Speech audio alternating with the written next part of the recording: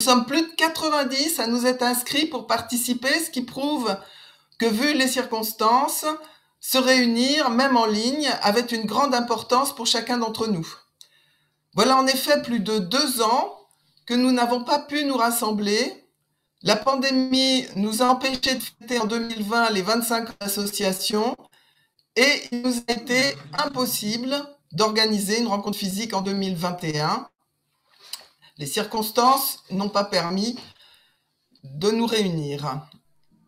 Et ces circonstances nous ont forcés à innover, à utiliser de nouveaux outils pour maintenir les liens, pour continuer notre mission d'information et favoriser les échanges entre nous. Tout ceci nous aura permis d'explorer de nouvelles pistes pour entretenir ces liens qui unissent notre petite communauté, et même si les rencontres physiques reprendront dès que possible, avec par exemple la rencontre automnale qui est déjà prévue, je pense que dans le futur, nous continuerons d'utiliser les formidables possibilités offertes par Internet et les différentes plateformes en ligne comme celles que nous allons utiliser aujourd'hui. Vous aurez remarqué que la date de cette rencontre en ligne n'a pas été choisie au hasard, puisque nous sommes à la veille du 13 juin, journée internationale de sensibilisation à l'albinisme, qui donnera lieu à de nombreux événements à travers le monde ce week-end et à une célébration en ligne organisée par l'Alliance mondiale à laquelle Genespoir a apporté sa petite contribution. Donc, nous réunir aujourd'hui, c'est aussi célébrer la journée internationale de sensibilisation à l'albinisme. Je vous rappelle que cette journée va se dérouler avec plusieurs programmes en parallèle. Il y aura un programme pour les adultes, un programme pour les 13-18 ans, un programme pour les 9-12 ans, ainsi qu'un temps réservé aux fratries et enfants de personnes albinos. Ce matin, nous avons le plaisir d'accueillir le docteur Béatrice Lebaille, spécialiste des enfants et de la basse vision, qui nous parlera du développement d'enfants déficients visuels.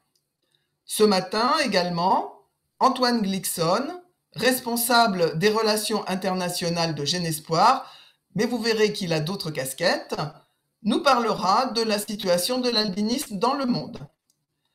Pendant les conférences, vous ne pourrez pas poser de questions par oral, mais vous pourrez utiliser le chat qui se trouve à droite de l'écran dans lequel est diffusée cette conférence. Vous avez un onglet qui s'appelle Q&A, à côté donc du programme qui est affiché sur la droite de votre écran. Les questions me seront retransmises et c'est moi qui les poserai aux différents intervenants. Pendant ce temps, nos jeunes de 13 à 18 ans vont se retrouver dès 10h30 pour une première session d'échange avec Émilie Charpillat et Sophie Delanoux, psychologues qui interviennent auprès de nous depuis plusieurs années. Cet après-midi, le professeur Benoît Weiler, généticien bien connu des membres de l'association, qui dirige le laboratoire de diagnostic et le laboratoire de recherche de Bordeaux, fera le bilan de 15 années de recherche sur l'albinisme.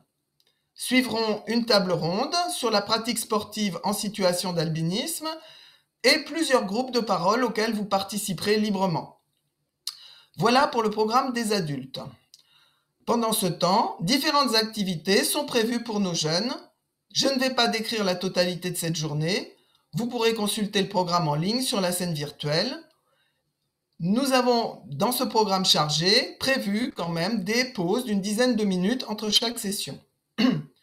Alors, pour accéder aux sessions, n'oubliez pas de cliquer à droite sur le programme qui est affiché et en particulier pour que les jeunes puissent à 10h30 rejoindre le groupe qui les concerne.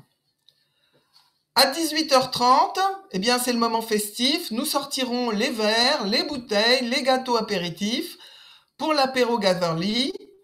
Vous avez reçu à ce sujet un message spécifique avec un tutoriel pour la marche à suivre que je vous conseille de consulter dans un moment de temps libre si vous ne l'avez pas déjà fait. J'espère que vous aurez la curiosité de participer à ce moment d'échange informel et tout à fait ludique. La journée se terminera par l'escape game auquel ceux qui se sont inscrits, et uniquement eux, auront accès en suivant les instructions spécifiques qui leur ont été envoyées par la société organisatrice hier. Avant de passer la parole à la première oratrice, je tiens à remercier l'équipe qui m'a aidé à organiser cette rencontre annuelle, Anaïs, Élodie et Manon, ainsi que les jeunes qui ont conçu le programme ado, Oriane, Cléo, Elina, Arnaud et Guillaume, mais aussi Morgane et Marie-Charlotte qui vont nous accompagner toute la journée pour assurer la bonne marche technique de la rencontre. Je remercie chaleureusement le docteur Lebaille et le professeur Harweiler d'avoir accepté de nous donner de leur temps et de nous faire part de leur expérience et de leur savoir au service des personnes albinos. J'espère que vous allez passer une excellente journée. Je donne immédiatement la parole au docteur Lebaille pour la première présentation. Docteur Lebaille, c'est à vous. J'espère que vous allez pouvoir nous entendre, puisqu'il y avait un petit souci il y a quelques minutes. En tout cas, nous vous entendons parfaitement, donc c'est à vous. Bonjour à tous, c'est moi qui vous remercie et je remercie en particulier Béatrice Joanne et toute l'équipe de Jeune Espoir de nous accueillir. On sait combien le dynamisme de votre association apporte beaucoup au paysage de la basse vision et du handicap visuel en France.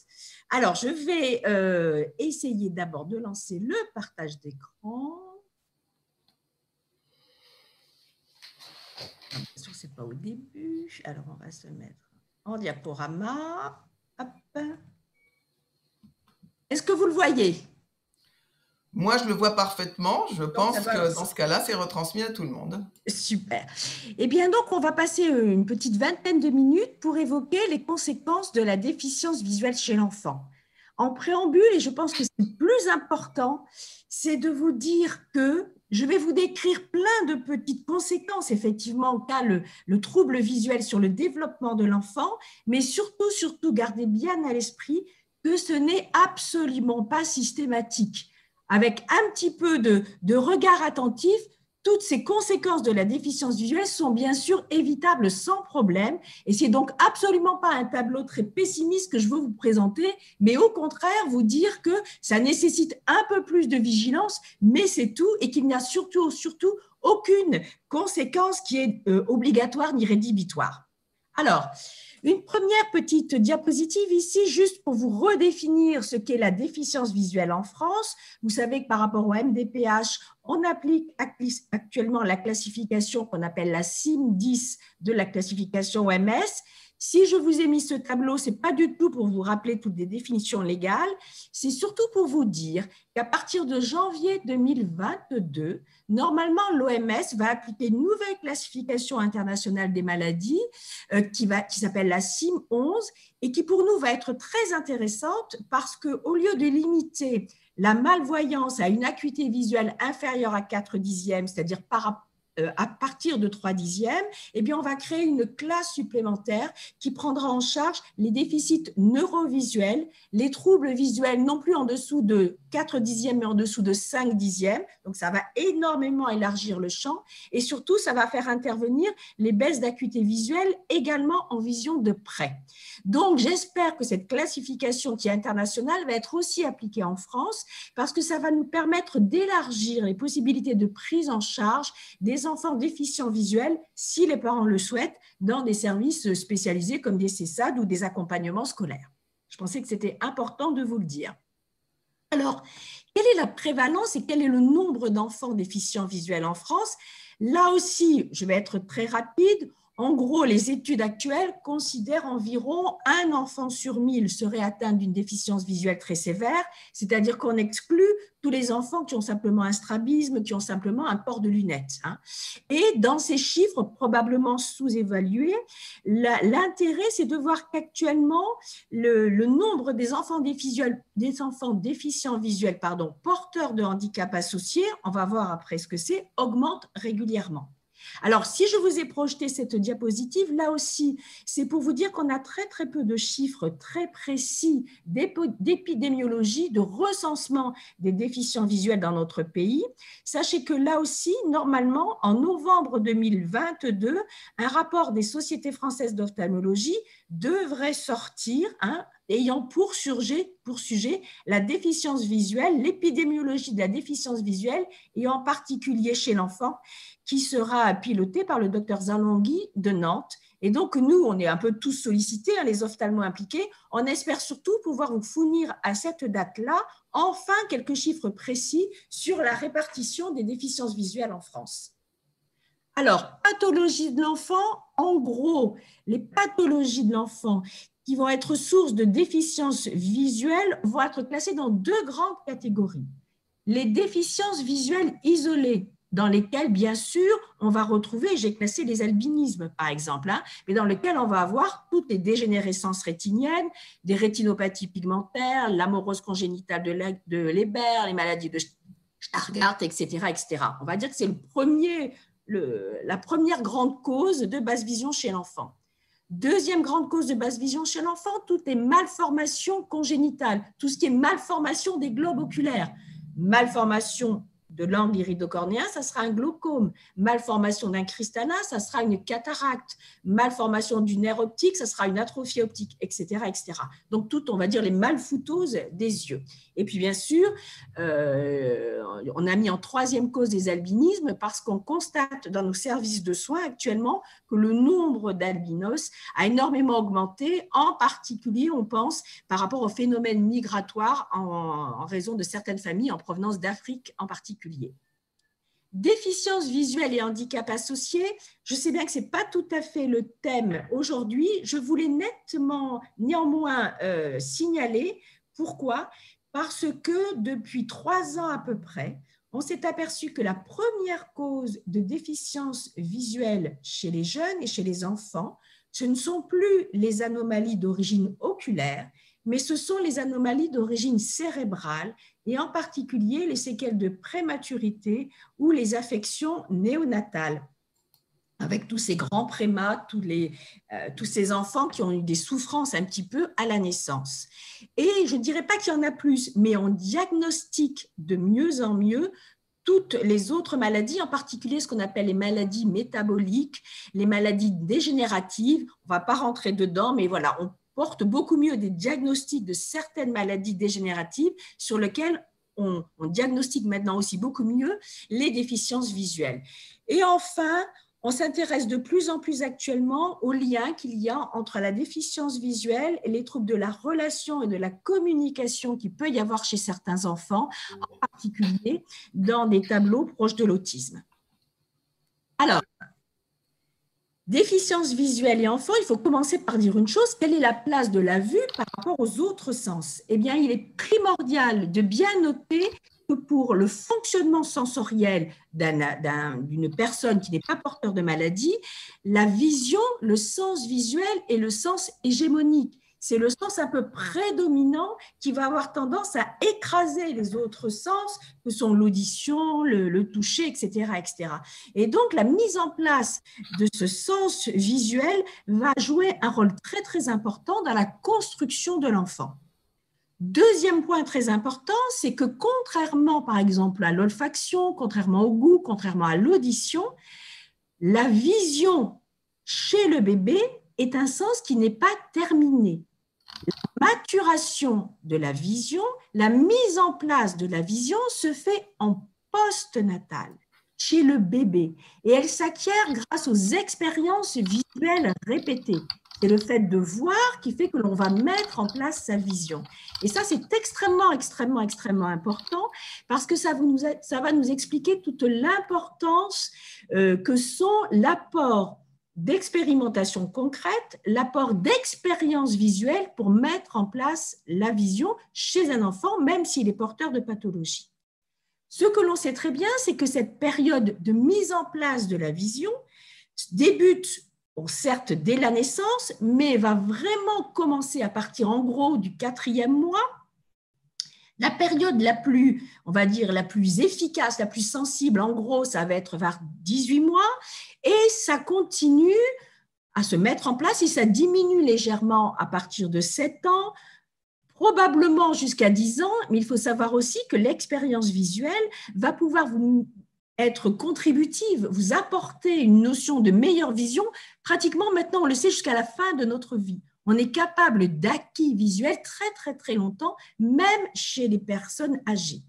Et donc, se rappeler que la mise en place de la vision se fait en post-natal avec une période sensible, en gros qui débute à partir du 4e mois, qui va se poursuivre pendant pratiquement toute l'enfance, et que cette période critique de stimulation est extrêmement importante puisque c'est là qu'on va pouvoir agir pour limiter et pour supprimer éventuellement les conséquences de la déficience visuelle chez l'enfant. Alors, mise en place à partir de l'âge de 4 mois, ça ne veut pas dire du tout que le bébé ne voit pas. Pendant très très longtemps, tous les bouquins d'ophtalmo vous disaient à la naissance, un bébé en gros, ça va 1/20. Bon, sauf que tous les parents qui ont tenu leur nouveau-né dans leurs bras se sont bien rendus compte que la première chose que fait le nouveau-né, à part le fait d'avoir envie de manger, c'est d'essayer d'accrocher le regard de ses parents, le regard de sa maman et le regard de son papa. On se rend bien compte que même si l'enfant n'a pas une vue complètement développée, il a quand même une excellente perception des visages et il commence à pouvoir interpréter certaines émotions et certaines expressions du regard dès la naissance. Et ça a été montré, vous voyez, déjà un certain nombre d'années, dans les années 80, où l'expérience de Meltzoff et Moore avait montré que si on prend un nouveau-né, alors il faut savoir qu'on va le reprendre à la diapositive suivante, on ne fonctionne à la naissance qu'avec des cellules qui s'appellent les bâtonnets. Les cônes surviennent plus tard. Donc, si vous prenez un petit bébé nouveau-né dans votre entourage, la première chose à faire, c'est de le mettre légèrement dans la pénombre pour ne pas agresser les bâtonnets. Puis, vous prenez l'enfant, vous le mettez bien en face de vous, bien en face de votre regard, et vous allez commencer à faire une grimace. La plus facile et la plus répétée, c'est de tirer la langue. Tout doucement, vous tirez la langue à fond.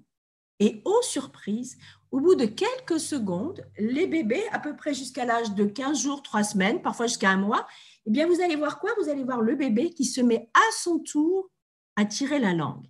C'est-à-dire que non seulement il a vu la grimace qu'a fait la personne en face, mais surtout, il a été capable de la reproduire. Et ça a été une révolution pour la compréhension de la vision et la compréhension du cerveau, avec l'irruption de ce qu'on appelle dans nos jargons les neurones miroirs, qui vont expliquer énormément la mise en place de la vision. Deuxième phénomène qui explique la mise en place de la vision progressive chez les enfants, c'est le fait qu'à partir du 4e mois, ce qu'on appelle les cônes, c'est les cellules centrales de la rétine, les cellules qui sont au niveau de la macula, vont commencer à pousser. Chez l'enfant nouveau-né, vous imaginez qu'on a donc 2 sortes de cellules qui sont sensibles à la lumière, qui vont vous permettre d'imprimer les images sur la rétine, d'un côté les bâtonnets et d'un côté les cônes. Les bâtonnets, c'est tout ce qui est la vision périphérique, la vision quand il y a moins de lumière, la vision du mouvement, la vision de l'espace. Ça existe dès le début. Si vous voulez, c'est ce que dans notre jargon, on appelle le flux visuel de l'ensemble, le flux visuel périphérique. Et à partir du 4e mois, à peu près, chez le bébé, eh bien, les cônes qui au début sont tout petits, sont tout rachetocs, sont tout mélangés, vont commencer à se redresser, vont commencer à s'allonger, et au fur et à mesure que ces cellules que sont les cônes grandissent, eh bien, on voit au fur et à mesure l'acuité visuelle, c'est-à-dire la vision centrale, la vision fine, précise et colorée, la vision centrale va donc se mettre en place et va vous permettre généralement, selon les enfants, entre 4 ans et demi et 6 ans, à atteindre 10 ans vers 5 ans. Si je fais cette digression, c'est qu'elle est très, très importante dans l'albinisme. Pourquoi? Eh bien, parce que l'un des symptômes principaux de l'albinisme, qui est la malvoyance en relation avec notre fameux nystagmus, est dû à quoi? Est dû au fait que la macula, la fovea, en plein milieu de la rétine, reste sous-développée, ne se développe pas correctement parce qu'on n'a pas eu assez, en gros, l'épithélium pigmentaire qui est derrière n'est pas suffisamment opaque pour permettre à nos cônes de se développer. Et donc, l'origine de cette basse vision que l'on peut observer chez les albinos, c'est ce qu'on appelle scientifiquement en ophtalmo hypoplasie fovéolaire, c'est-à-dire manque de développement de la partie centrale de la macula, c'est-à-dire manque de développement des cônes. Ça ne veut pas dire pour autant que chez ces enfants qui ont des nystagmus, il ne faut pas stimuler leur vision ni leur apporter au contraire encore plus d'expériences visuelles concrètes pour essayer de les booster le plus possible, on va dire. Donc, mise en place progressive de la vision avec les cônes qui se développent normalement sans pathologie intercurrente à partir de l'âge de 4 mois, maximum de sensibilité vers 18 mois, très efficace jusqu'à 7 ou 10 ans, mais on sait que ça peut être mis en place pendant toute la durée de notre vie. Alors, quand j'ai un déficit visuel et la vision va retentir, comme je vous l'ai dit au tout début, c'est un sens hégémonique, un sens qui écrase un petit peu toutes les autres perceptions, eh bien, on va voir que les déficits visuels, éventuellement, vont retentir pratiquement sur tous les domaines du développement de l'enfant. Et on va successivement envisager la communication par le regard, c'est-à-dire le retentissement sur les échanges sociaux, le rôle de communication par le regard. On va aussi évoquer la mise en place du développement psychomoteur et surtout la mise en place de la régulation de ce que l'on appelle le tonus musculaire. Et vous allez voir que ça se fait grâce à l'appui visuel. Puis on parlera rapidement, bien sûr, de ce que vous attendez tous, c'est-à-dire la compréhension du monde qui nous entoure, les représentations spatiales, les représentations mentales, grâce à la vision. Ça va être le rôle de notre cerveau qui comprend ce que l'on voit. C'est le rôle cognitif. Et enfin, je voudrais surtout vous évoquer un quatrième rôle que l'on prend en charge de plus en plus en ophtalmologie et qui jusque-là était un petit peu ignoré, c'est la régulation du cycle nictéméral et la photosensibilité. Qu'est-ce que ça veut dire? Ça veut dire que d'un côté, la vision par les cônes, les bâtonnets, les cellules ganglionnaires, le nerf optique, la vision, tout ça va au cerveau occipital. C'est la vision classique, ce qu'on vous décrit d'habitude.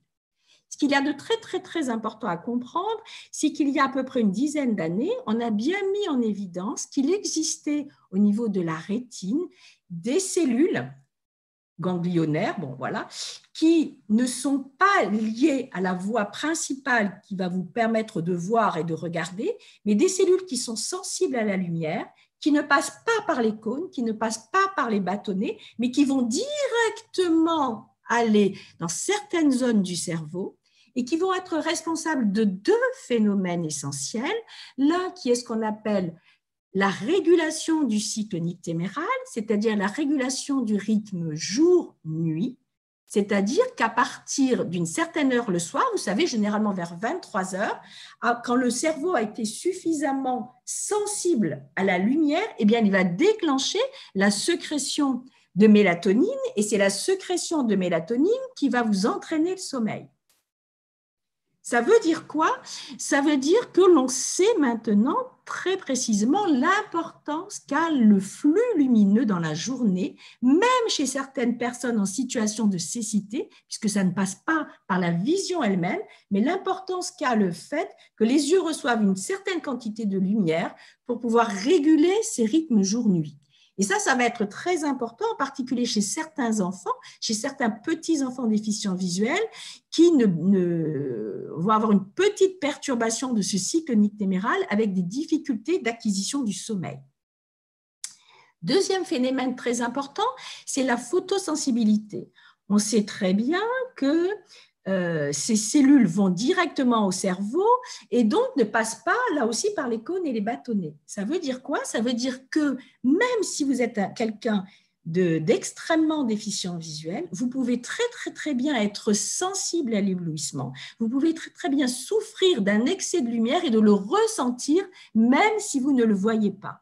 Et là aussi, ça a été pour nous quand même un phénomène de compréhension par rapport aux malvoyants et à la sensibilité à la lumière, savoir que celle-ci n'était pas directement liée aux possibilités d'acuité visuelle. Vous voyez, ça a été un tout autre point de vue par rapport au rôle de la vision.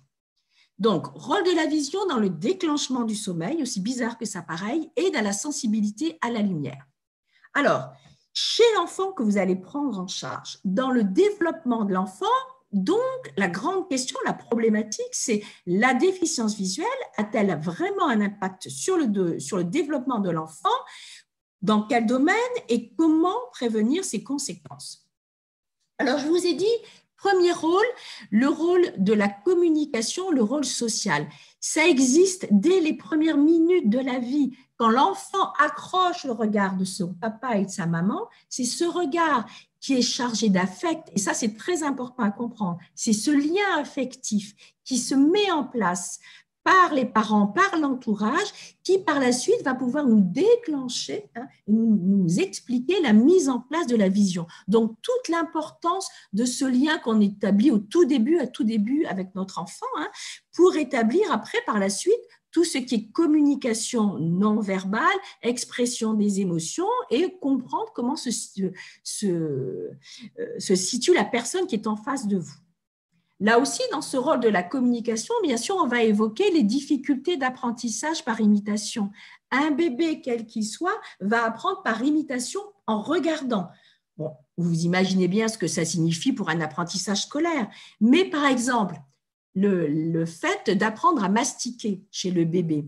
Quand un bébé naît, il va téter de façon systématique et automatique, il sait tout de suite comment téter. On le met au sein de sa mère, il est en ce qu'on appelle en déglutition primaire, c'est-à-dire qu'il va apprendre à téter en appuyant sa langue contre son palais, il le fait automatiquement. Au fur et à mesure où l'enfant grandit, il va s'apercevoir de quoi? Il va s'apercevoir que quand les gens mangent, ils mastiquent, ils bougent leur mâchoire, ils vont écraser les aliments. Et le passage de la déglutition primaire à la déglutition beaucoup plus construite secondaire qui nous permet de mâcher les aliments, qui nous permet de muscler notre langue, nos joues, etc., se fait par imitation et par observation. Et c'est pour ça qu'on a expliqué en particulier certains petits troubles de l'oralité et des retards à la mastication chez les enfants déficients visuels parce qu'il leur manque cette imitation du comportement des autres personnes à table. Et donc, parfois, on va contourner cet obstacle quand l'enfant refuse tous les petits morceaux, tous les petits aliments, etc., qu'il a tendance à ne vouloir que du mixé. Dès que vous mettez un petit morceau de pâte, vous voyez le petit morceau de pâte qui ressort, eh bien, on va lui apprendre à mastiquer carrément en lui mettant éventuellement un petit aliment entre ses mâchoires et puis on lui montre comment mastiquer parce que sa vue n'a pas pu faire le travail. Donc, perturbe le lien affectif pour déclencher la vision est primordiale et perturbation des acquisitions parce qu'on appelle l'imitation pour l'apprentissage. Deuxième grand mot dans le rôle social, la perturbation du processus d'acquisition identitaire et la prise de conscience de la différence. Il est évident que quand vous considérez un enfant en état de cécité ou en état de malvoyance très précoce ou congénitale, qu'est-ce qui se passe? Eh bien, il se passe que pour lui, la vue a toujours été comme ça, la vie a toujours été comme ça. Et faire comprendre à un enfant qu'il est déficient visuel, alors que lui a toujours vécu avec ces références visuelles-là et qui s'en trouve très bien, c'est parfois extrêmement compliqué. La prise de conscience de la différence est parfois douloureuse et ça ne se fait absolument pas automatiquement. En moyenne, les enfants, ils sont très sensibles à partir, on va dire, de la fin de la petite section de maternelle ou en moyenne section de maternelle. Et ce travail sur la perception de la différence, de savoir faire comprendre à l'enfant, certes, tu n'es pas handicapé, tu as simplement un handicap visuel qui te demande des adaptations, on va essayer de le faire comprendre très tôt de façon à ce que par la suite, la construction identitaire puisse bien se mettre en place, je vous dis généralement en maternelle. Autre rôle social, les troubles de l'acquisition du langage, l'écholalie et le verbalisme. Alors voilà des mots bien compliqués. Paradoxalement, on observe souvent que les enfants déficients visuels ou même les enfants en état de cécité sont capables d'acquisition de langage parfois extrêmement précoce. Ils mettent en lien, bien sûr, un langage oral qui est souvent très, très tôt et souvent d'excellente qualité. Par contre, il faudra être attentif à deux choses, l'écholalie, c'est-à-dire le fait de répéter systématiquement la phrase de l'interlocuteur qui s'adresse à lui. Il faut que ça soit un passage très, très bref, de façon à ce que ça ne révèle pas un trouble de la relation. Ça, c'est la première chose. Et la deuxième chose à laquelle nous serons attentifs, c'est ce qu'on appelle le verbalisme, c'est-à-dire le fait que quand vous apprenez à parler, votre regard va vous indiquer ce que le mot que vous mettez sur un objet correspond bien à cet objet. Alors, difficulté d'acquisition du sens concret du mot, ça veut dire quoi? Ça veut dire que si vous avez appris qu'une chaise, c'était une chaise en regardant une chaise en bois, par exemple, eh bien, certains enfants vont employer le mot de chaise, mais pour eux, les mots de chaise ne seront que la chaise en bois. Et faire comprendre que le mot de chaise concerne à la fois la chaise en bois, à la fois la chaise en plastique, etc., etc. Vous voyez, tout le concept beaucoup plus large, c'est parfois quelque chose qui est beaucoup plus difficile. Par exemple, quand on me dit j'apprends les légumes, je me rappelle d'une discussion avec une jeune éducatrice qui me dit je le fais travailler les légumes. Bon, comment est-ce que tu fais travailler les légumes à un enfant déficient visuel? Eh bien, elle avait toute une collection de petits légumes en plastique. Voilà. Mais si vous apprenez à un enfant très, très déficient visuel qu'une tomate, c'est une petite tomate en plastique rouge, ça ne correspond pas à la réalité de la tomate. Ce n'est pas le vrai volume, ce n'est pas le même goût, etc., etc. Donc, on va être extrêmement attentif à ces fameuses expérimentations concrètes et adaptées pour que ce soit le plus clair possible dans l'acquisition du sens des mots pour l'enfant. Donc, trouble de l'acquisition du langage. Alors, difficulté de contact, anxiété et dépression, est-ce que ça existe chez les enfants déficients visuels? Eh bien, paradoxalement, assez peu. Autant les parents, à l'annonce du handicap, bien sûr, c'est un bouleversement, c'est un tsunami, c'est extrêmement douloureux pour les parents. Les enfants sont souvent capables d'une résilience assez extraordinaire, surtout pendant les périodes de latence, jusqu'à 10-12 ans. Je dis bien qu'ils sont capables, et moi j'observe très rarement vraiment des vraies dépressions chez les enfants, pas chez les adolescents. Et ça, vous devez le savoir, mais le vécu de la déficience visuelle, la survenue d'un handicap visuel, par exemple à l'adolescence, dans certaines maladies comme certaines neuropathies optiques, va nous donner des tableaux qui seront extrêmement différents de ceux de l'enfant. Et souvent, les adolescents sont beaucoup plus en difficulté au point de vue phénomène de syndrome dépressif, inhibition, etc., que les adultes. Alors, je pense que vous en parlerez après ici avec les psychologues. Le vécu de l'albinisme à l'adolescence, il a aussi quelque chose de très spécifique, mais je ne suis pas sûre du tout que ça soit lié au handicap visuel, mais plutôt à la spécificité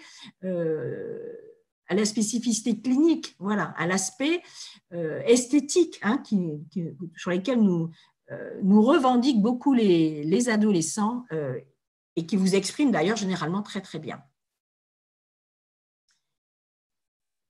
La vision, donc, rôle social, rôle moteur. Alors, ce qu'il y a d'important à savoir, c'est que la vision va servir d'appui dans ce qu'on appelle la répartition du tonus musculaire. Quand un bébé naît, vous avez tous pris un nouveau-né dans les bras, vous avez vu son tronc est tout mou, il ne tient pas sa tête, le corps est tout mou.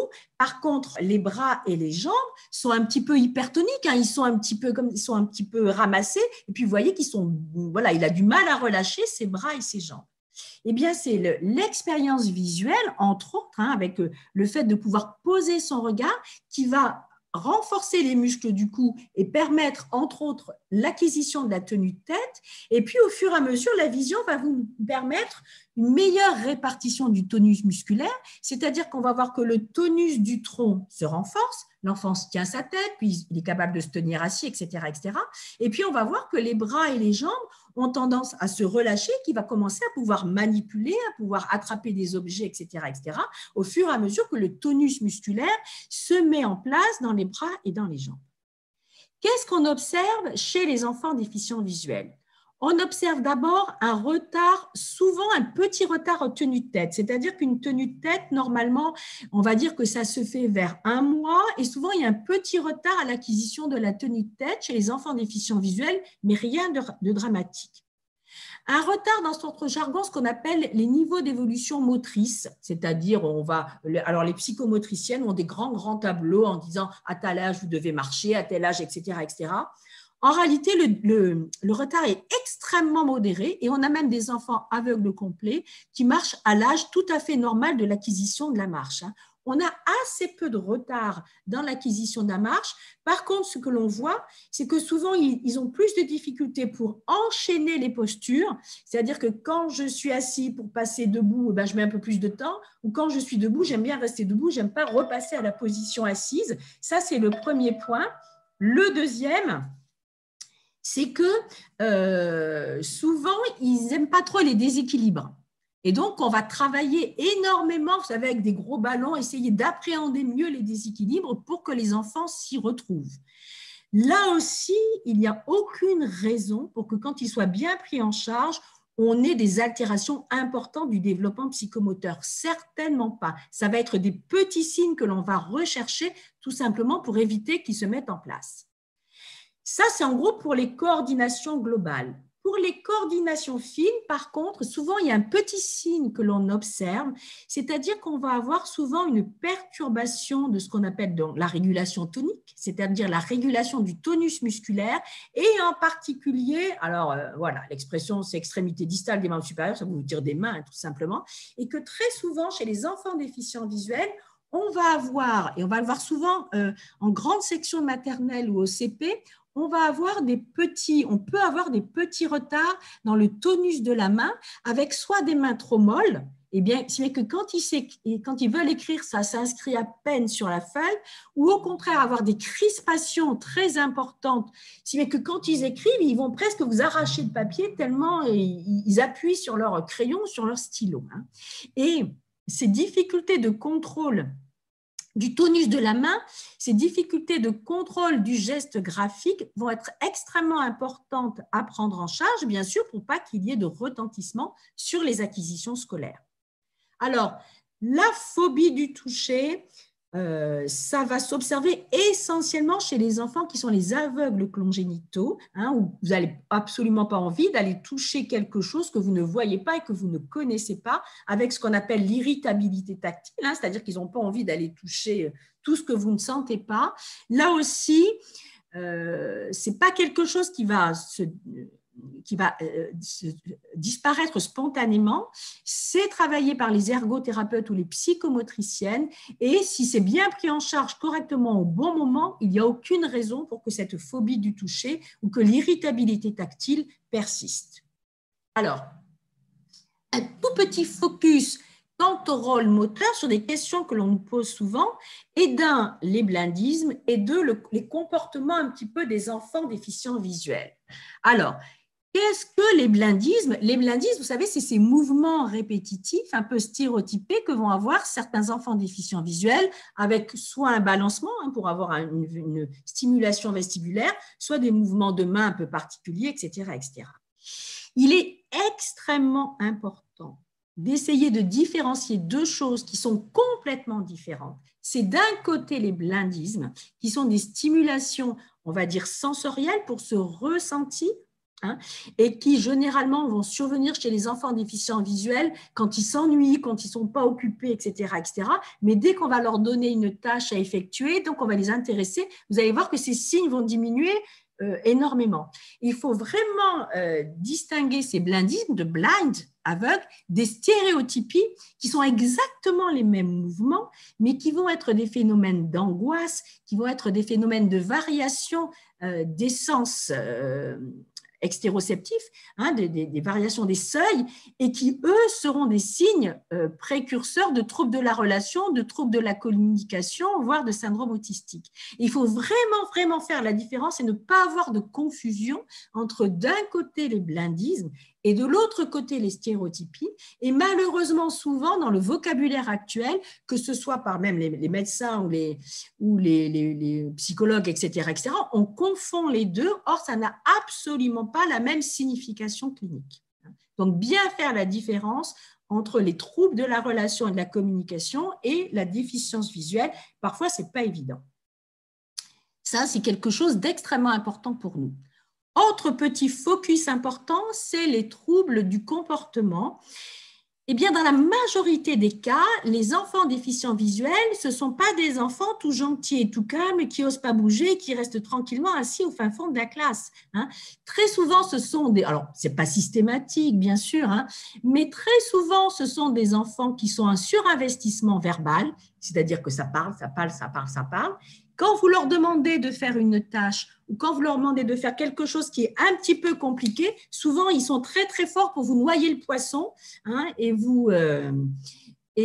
essayer de détourner la conversation en parlant.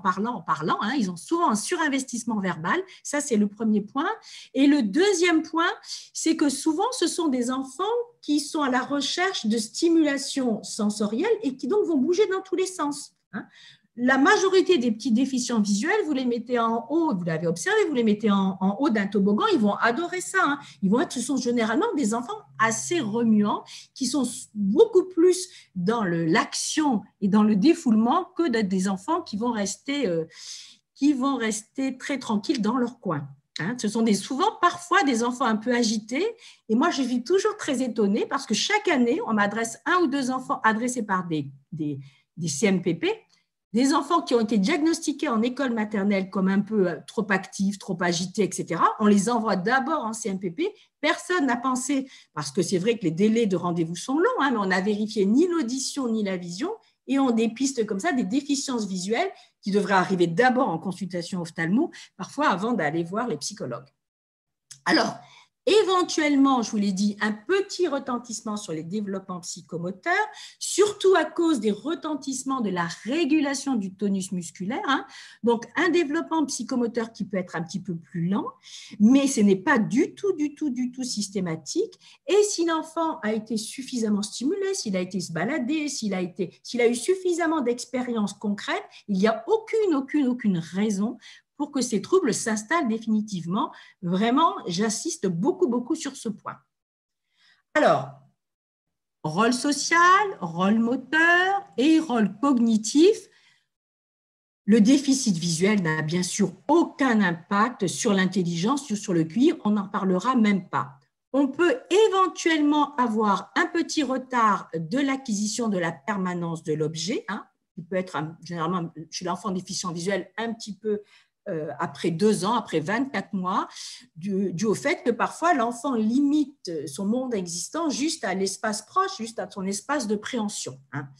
Un petit retard d'acquisition de ce qu'on appelle l'attention conjointe et la théorie de l'esprit, c'est-à-dire que si l'enfant a du mal à interpréter l'expression du visage de la personne qui est en face, il va avoir du mal à se représenter aussi ses émotions. Hein. Est-ce que moi je suis content, mais est-ce que je peux me représenter que quand je suis content, si j'ai fait une bêtise, la personne en face, elle peut être en colère et que donc on ne va pas être tout à fait sur la même échelle. Et donc c'est parfois un peu plus compliqué pour les enfants de se représenter les états mentaux, les états affectifs, les états, on va dire, de colère, enfin les émotions de la personne qui est en face.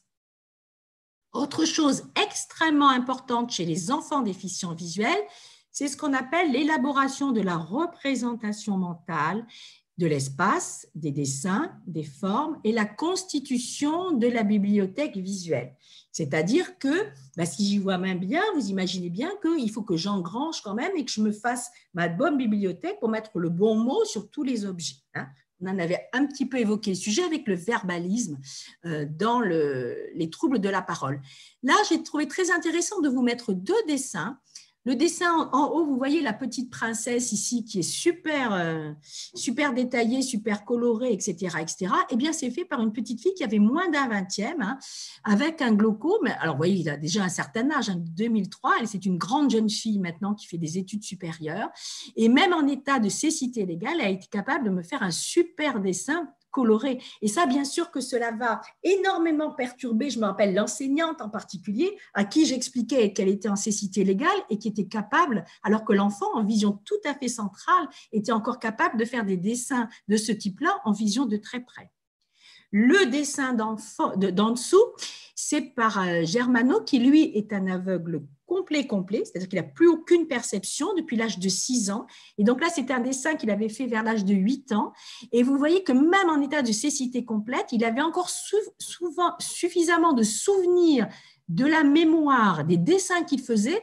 Alors, il n'est pas parfait, son petit bonhomme, mais vous voyez qu'il a été encore capable d'écrire son nom et de refaire de proche en proche un petit bonhomme que l'on reconnaît extrêmement bien, alors qu'il n'avait plus aucune perception visuelle, mais qu'il avait engrangé toutes ces représentations mentales jusqu'à l'âge de 6-7 ans. Alors, si on résume, quelles vont être les spécificités sensorielles et les spécificités de développement auxquelles on va être attentif pour l'enfant déficient visuel, eh bien d'abord, rappelez-vous, un rythme un peu plus lent, le temps que les informations visuelles montent bien jusqu'au cerveau. Apprentissage, je vous l'ai dit tout au début, pas de possibilité d'imitation de certains gestes pour certains enfants, donc être extrêmement attentif aux possibilités d'imitation. L'audition, elle est généralement très bien en place chez les enfants déficients visuels. Au contraire, ils vont même avoir une difficulté à mettre en place ce qu'on appelle le filtre auditif, c'est-à-dire qu'ils sont attentifs à tout, ils écoutent tout, et que ça nous fait au contraire des enfants zappeurs. On va vous dire ils ont du mal à se concentrer, non, mais quand ils écoutent à la fois la maîtresse, s'il y a un camion qui passe dans la rue, ils vont aller écouter aussi sec le camion, vous voyez, ils vont avoir du mal à fixer leur attention parce qu'ils écoutent trop. Paradoxalement. Le toucher, je vous ai dit, on en a parlé un petit peu, c'est les notions de mettre en place ce qu'on appelle le sens exploratoire par le toucher, ce qu'on appelle le sens haptique, de façon à ce qu'il n'y ait pas d'irritabilité tactile ou de toucher. La kinesthésie, c'est ce lien à faire entre le mouvement du corps et le déplacement. Les enfants déficients visuels, souvent, ils adorent bouger, contrairement à ce qu'on croit, ils aiment bien courir partout. Bon, la proprioception, généralement, ça marche très bien, surtout chez les enfants qui ont des handicaps associés. Ça, on va souvent les utiliser en rééducation, c'est ce qu'on appelle la sensibilité profonde. Par exemple, on va utiliser le sens vibratoire pour qu'il se ressente et que, hop, l'enfant arrive à se poser. Là, je vous ai noté la sensibilité vestibulaire. Ça, c'était essentiellement pour vous évoquer les phénomènes de blindisme et de balancement, de façon à pouvoir ressentir le vestibule. Mais à part l'appréhension des déséquilibres, il n'y a aucune raison qu'un enfant déficient visuel ait des troubles de l'équilibre. Puis enfin, le reste, le goût, l'odorat, etc., il n'y a bien sûr aucune perturbation.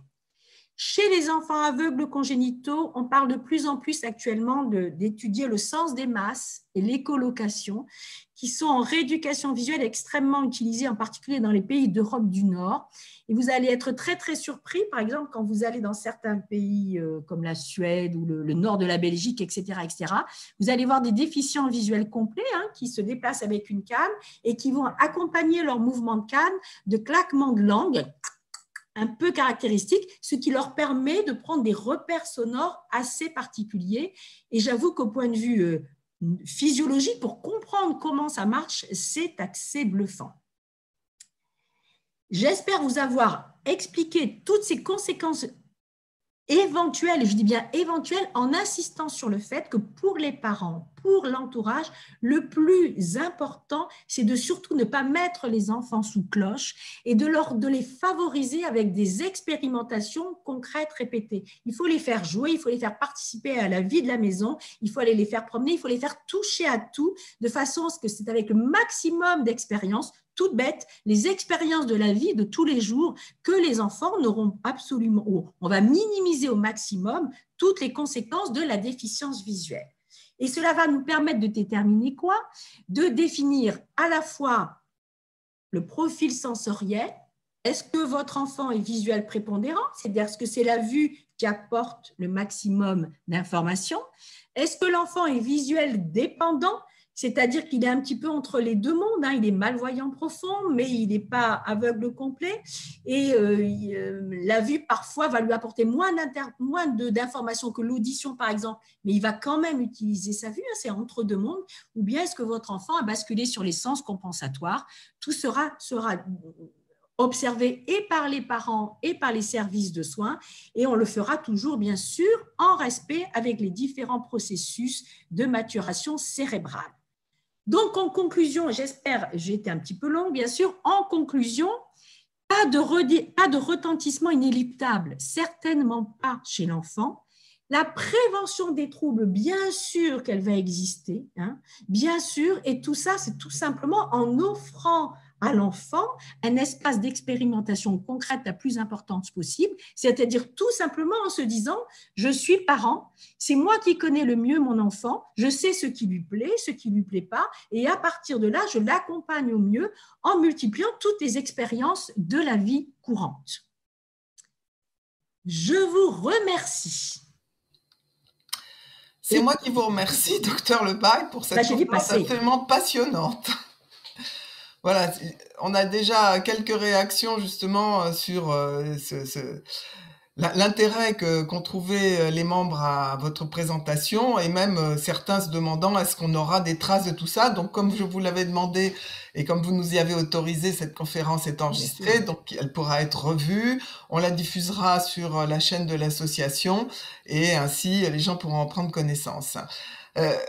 Moi, j'ai eu une question pendant votre présentation parce que vous avez parlé des neurones miroirs. Et je me suis posé la question de savoir si un enfant albinos à la naissance va avoir les mêmes réactions. Parce qu'on nous dit souvent que l'enfant albinos à la naissance, il est aveugle, en gros. Alors, on sait qu'il a un retard dans le développement visuel, en plus d'une anomalie de ce développement.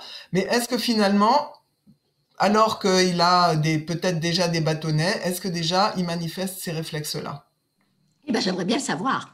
Bon, d'accord.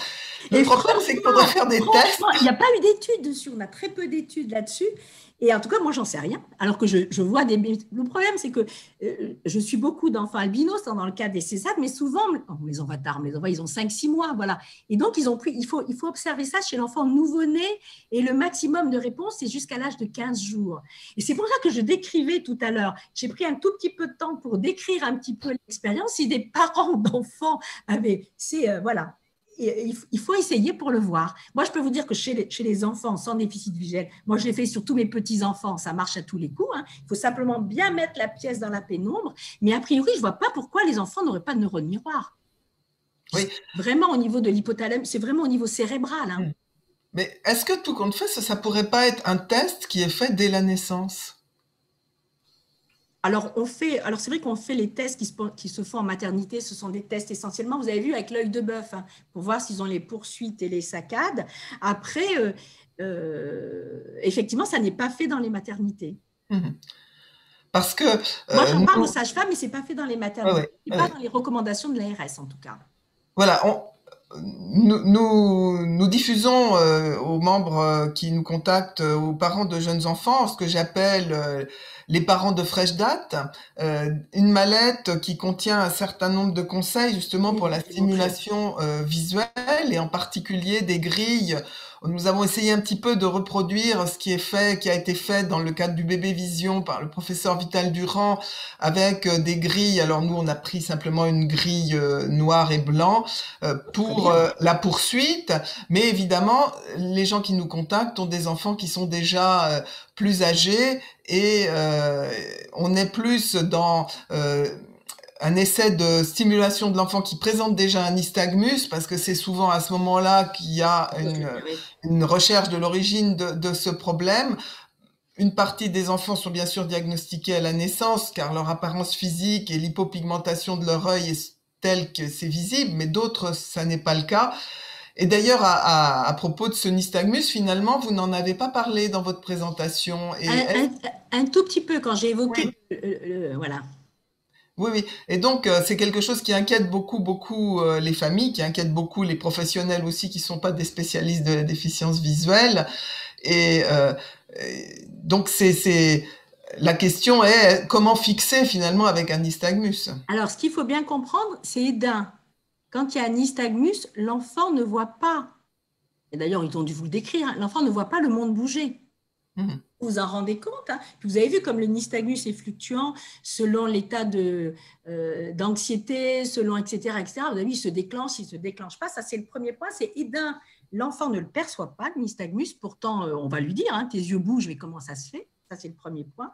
Le deuxième point, ce qui va être important dans le développement de l'enfant, c'est le travail avec l'orthoptiste pour essayer de déterminer ce qu'on appelle la position de calme du nystagmus, c'est-à-dire est-ce que, soit en regardant, alors ça dépend des enfants, mais soit en tournant la tête, soit en regardant un petit peu en convergence, etc., etc., est-ce qu'il y a des positions de travail où le nystagmus diminue? Mais ça va vraiment être le rôle des orthoptistes et des opticiens, parce que le montage des lunettes, le montage des lunettes pour le nystagmus est extrêmement particulier. D'accord. Donc, effectivement, oui. on peut avoir une prise en charge au niveau orthoptique. Oui, tout à fait, tout à fait. Et vous la préconisez à partir de quel âge?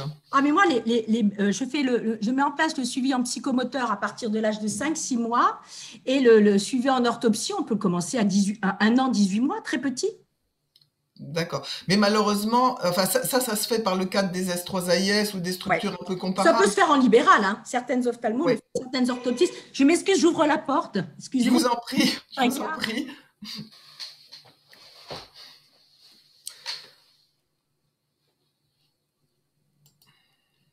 C'est ton premier.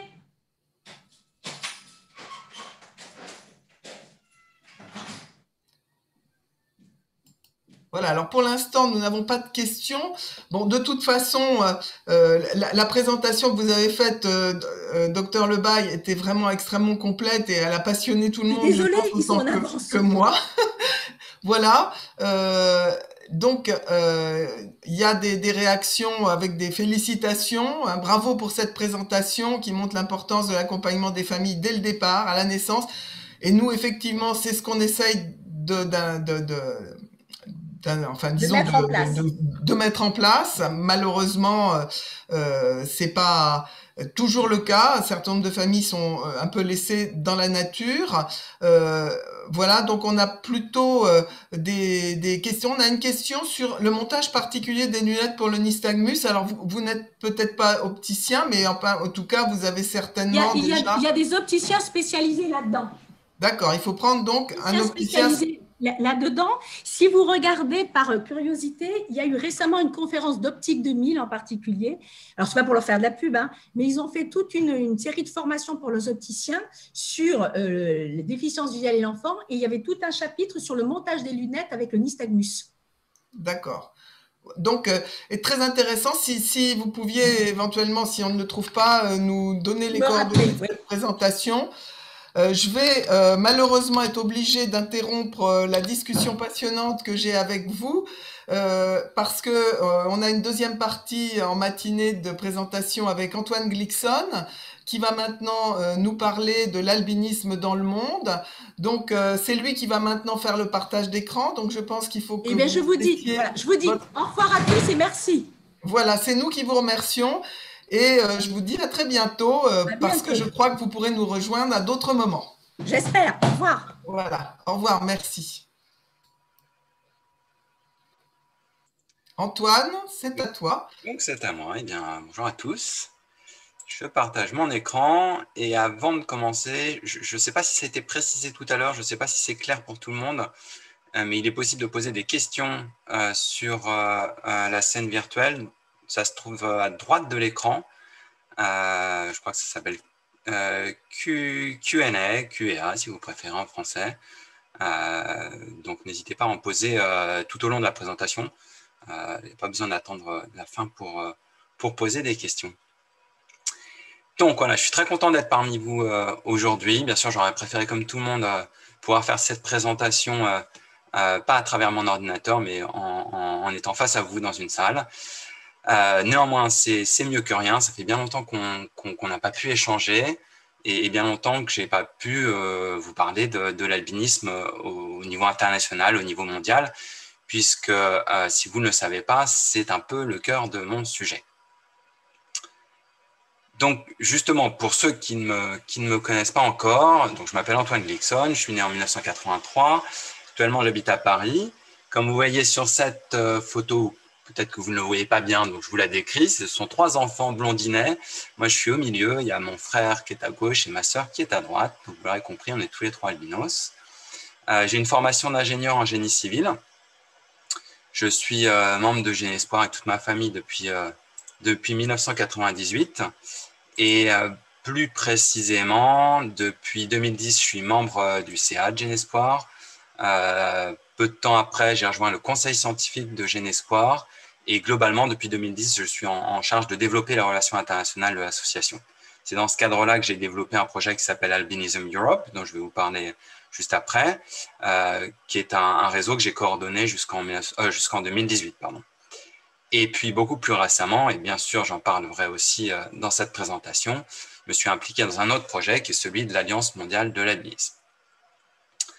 Donc, commençons par ce qui est le plus près de nous, l'Europe. Qu'est-ce qu'il en est de l'albinisme en Europe aujourd'hui? Je vous ai parlé d'Albinism Europe, qui est donc un projet auquel j'ai fortement contribué. C'est un réseau des associations européennes de l'albinisme qui a été créé autour de 2012-2013, on va dire. Aujourd'hui, c'est un réseau qui regroupe 13 associations. Et avant que j'oublie, si vous voulez plus d'informations sur Albinism Europe, il existe un site web dont l'adresse est en bas sur cette slide, qui est www.albinisme.eu. Donc voilà, ce réseau regroupe 13 associations. Et très récemment, cette année, en 2021, il y a 3 associations qui nous ont rejoints. On n'était que 10 encore l'année dernière. Donc, on a maintenant une association en Russie, une en Israël et une association en création, en gestation en Pologne. Qu'est-ce que faisait Albinism Europe jusqu'en 2020? Eh bien, dans un premier temps, le projet phare d'Albinism Europe, c'est une conférence qui a lieu tous les 2 ans, qu'on appelle les Journées européennes de l'albinisme ou bien les European Days of Albinism, les EDA. C'est un projet qui a été lancé par Genespoir en 2012. La première conférence a eu lieu à Paris en octobre 2012. Et puis, on a eu une conférence tous les 2 ans dans un pays différent en Europe. Donc, les deuxièmes Journées européennes de l'albinisme ont eu lieu en Espagne en 2014. En 2016, on s'est retrouvé en Italie, puis en 2018 en Norvège. Cette conférence européenne, c'est à la fois l'occasion pour les représentants des associations d'Albinism Europe de se rencontrer, d'échanger, de discuter de projets en commun, mais voilà, avant tout, d'échanger, partager de l'expérience, partager des bonnes pratiques. Ça, c'est pour les associations. Mais les Journées européennes de l'albinisme, c'est aussi, et je dirais presque avant tout, une conférence scientifique internationale qui là ne se limite pas du tout à l'Europe. C'est une conférence qui regroupe des cliniciens, des chercheurs, tous spécialistes de l'albinisme, ou en tout cas intéressés par l'albinisme, et qui, pendant toute la durée de la conférence, vont présenter leurs travaux, échanger sur leurs connaissances ou sur ce qu'ils ignorent, pour faire avancer les connaissances. Nos activités avant 2020, c'était aussi des rencontres de jeunes adultes, ce qu'on appelle les YPA. La première rencontre a eu lieu en Espagne en 2014. La deuxième a eu lieu, vous le voyez sur cette photo, en Italie en 2016. Et puis, au rythme des conférences européennes, on en a eu une autre rencontre en 2018 en Norvège. Donc, il s'agit de rencontres de jeunes adultes albinos issus des différentes associations d'Albinism Europe qui, pendant 2 jours, 3 jours, vont être ensemble 24 heures sur 24, je dirais, vraiment 24 heures sur 24, comme vous le voyez sur cette photo, pour voilà, passer du bon temps, échanger et profiter de quelque chose qu'on ne peut pas faire au niveau d'un pays en Europe parce que nos pays sont trop petits pour pouvoir réunir beaucoup de jeunes adultes de la même classe d'âge, albinos. Donc voilà, profiter de ce cadre assez exceptionnel pour échanger sur leur vie quotidienne, sur les difficultés qu'ils peuvent rencontrer, sur différentes choses liées ou non à l'albinisme du reste. Avant 2020, on avait aussi organisé un summer camp, un camp d'été pour des adolescents. C'était à l'été 2018 en Irlande. Vous voyez le groupe sur cette photo. Et puis, avant 2020, ce que Albinism Europe faisait, c'était également participer à des congrès, à des conférences scientifiques au niveau européen. principalement des conférences d'ophtalmologie, où là, l'idée, c'était de tenir un stand pour présenter le réseau Albinism Europe, présenter les différentes associations, et puis bien sûr fournir de l'information sur l'albinisme, sur ce qu'il en est en termes de recherche, de connaissances scientifiques. Vous ne le voyez peut-être pas, mais sur cette photo, on distingue un stand sur lequel se trouvent différents documents, dont des brochures d'information. Alors pour ceux qui ont une bonne vue, vous reconnaîtrez peut-être la brochure médicale de Genespoir, qui en fait a été traduite dans différentes langues européennes, finalement dans le contexte de cette collaboration de ce réseau Albinism Europe. Tout ça, c'était avant 2020. Et puis, vous êtes peut-être au courant, il s'est passé quelque chose en 2020, et ça a un petit peu perturbé nos activités. Ça les a perturbés au niveau national, mais ça les a perturbés au niveau international aussi. Il était prévu qu'un nouveau summer camp, un nouveau camp d'été pour adolescents soit organisé l'année dernière, en 2020. Il a été annulé. Il était question, bien sûr, de continuer à participer à des congrès scientifiques européens. Bon, ces congrès ont été soit annulés, soit reportés, soit transformés en congrès en ligne. Il était question d'organiser une nouvelle rencontre YPA pour les jeunes adultes européens. Ça aurait dû avoir lieu en avril 2020, l'année dernière, à Bordeaux. Ça a été annulé. Et puis, bien sûr, si vous avez bien suivi, puisqu'on fait une conférence européenne tous les 2 ans, les fameuses EDA, il était question qu'il y ait les 5 EDA il y a un an, en avril 2020, à Bordeaux. C'était Genespoir qui devait organiser. Et puis, oui, ça aussi, ça a été fortement perturbé. On l'a reporté. Et puis, finalement, on a dû passer à un autre format qui est le format virtuel. J'en parlerai juste après. Mais les journées européennes de l'albinisme, c'est, si vous avez bien retenu, d'une part, une réunion de représentants d'associations européennes, mais aussi une conférence scientifique.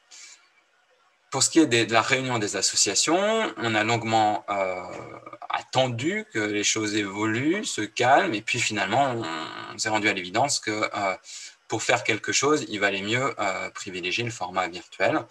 Donc finalement, cette année, il y a quelques mois, on a finalement organisé la réunion qu'on aurait dû avoir à Bordeaux il y a un an, qui était une réunion de planification stratégique. On est arrivé à un stade au niveau européen où on se connaît bien, on a fait un certain nombre de projets ensemble, j'en ai listé les principaux, mais néanmoins on a du mal à comprendre dans quelle direction on peut avancer tous ensemble. Et donc on a ressenti le besoin d'organiser une réunion pour un peu cadrer tout ça. C'était une réunion assez fructueuse, on avait des représentants de toutes les associations, vous les voyez peut-être sur cette copie d'écran.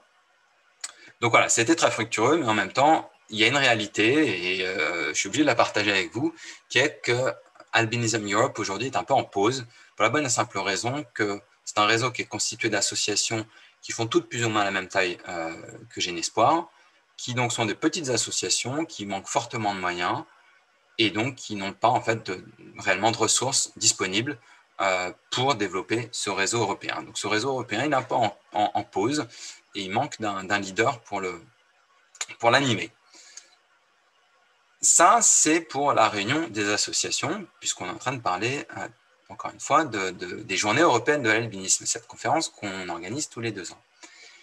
Pour ce qui est des scientifiques, on a fait un choix un petit peu différent. Les 5 EDA qui devaient avoir lieu à Bordeaux en avril 2020, bien finalement, ont eu lieu en ligne en novembre 2020.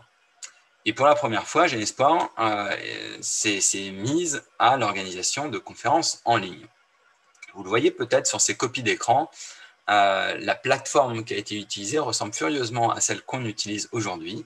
C'était la première fois en novembre. Aujourd'hui, ça commence à devenir une habitude.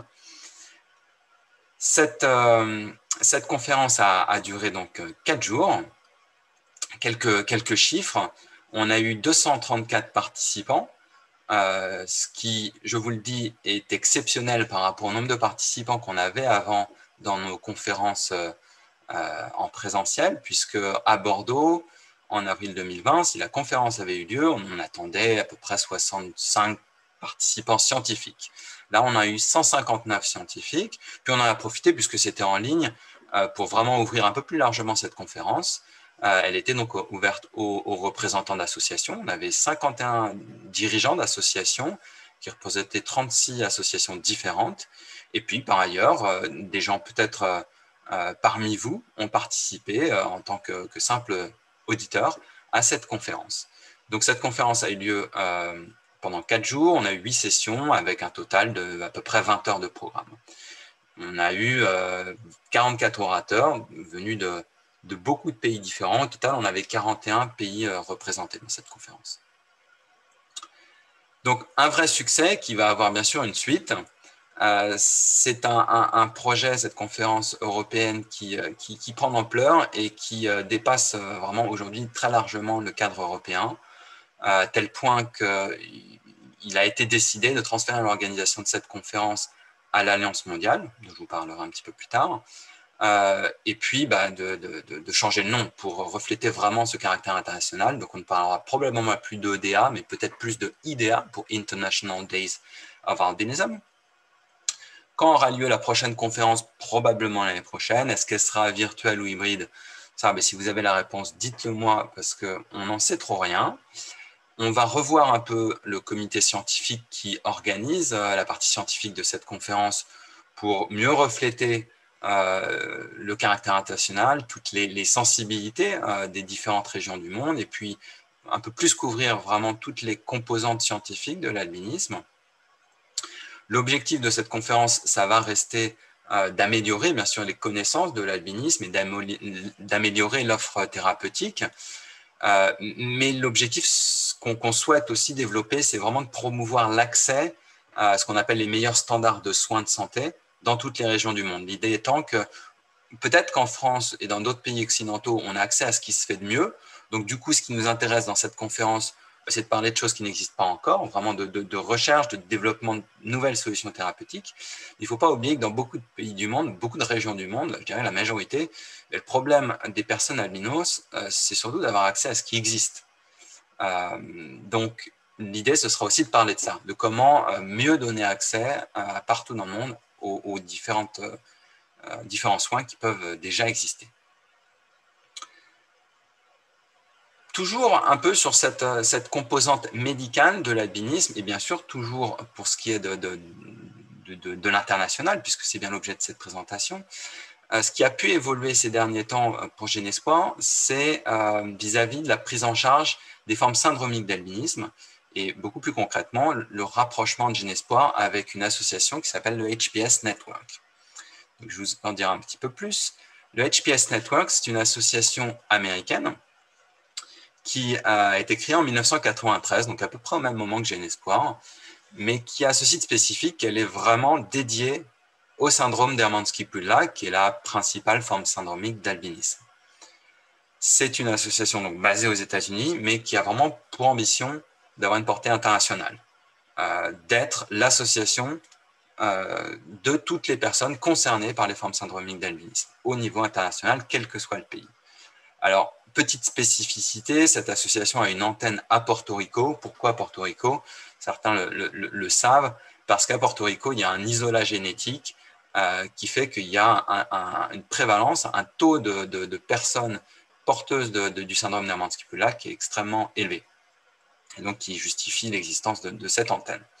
C'est une association qui donne vraiment la priorité au soutien à la recherche, puisque les formes syndromiques d'albinisme nécessitant encore plus que les formes non syndromiques d'albinisme qu'il y ait de la recherche, puisque les symptômes spécifiques à ces formes sont beaucoup plus impactantes sur la santé des personnes concernées. Donc, dans ce cadre, c'est une association qui a vraiment tissé des liens très étroits avec les réseaux de chercheurs américains avant tout, donc le National Institute of Health aux États-Unis. C'est une association qui finance des projets de recherche depuis très longtemps, qui organise tous les ans une conférence annuelle très orientée recherche, mais aussi pour ses membres. Et puis, c'est une association qui va vraiment chercher à impliquer ses membres dans les projets de recherche, puisqu'il n'y a pas de recherche sans personne impliquée.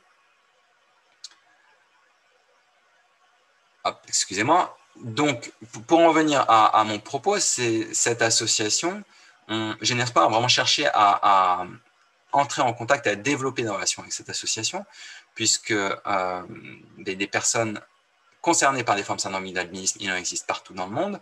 Ça, c'est quelque chose qu'on a découvert finalement avec le temps, et en particulier en France. Donc, on s'appuie fortement sur cette association qui est vraiment une première source d'information au niveau mondial sur le syndrome d'Hermansky-Pudlak, qui a, comme vous l'avez vu, presque 30 ans d'expérience dans le domaine, et qui est vraiment une référence en termes de bonnes pratiques, en termes de prise en charge médicale et de conseils pour la vie de tous les jours. Donc, on s'efforce, Genespoir s'efforce de mettre en contact tous les membres qui sont concernés par le syndrome d'Hermansky-Pudlak. J'ai noté HPS, qui est le sigle en anglais pour le syndrome d'Hermansky-Pudlak. Donc, si vous êtes concerné et que vous n'êtes pas en contact avec le HPS Network, surtout, n'hésitez pas à me le dire et je me ferai un plaisir de vous mettre en contact.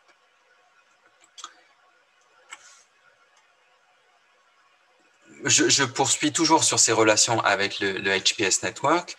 Eh bien, ces relations ont conduit à une représentation assez forte du HPS Network pendant la dernière conférence 5EDA, dont je parlais juste avant, qui a eu lieu en novembre en ligne, avec aussi bien leur principale chercheuse que leur présidente.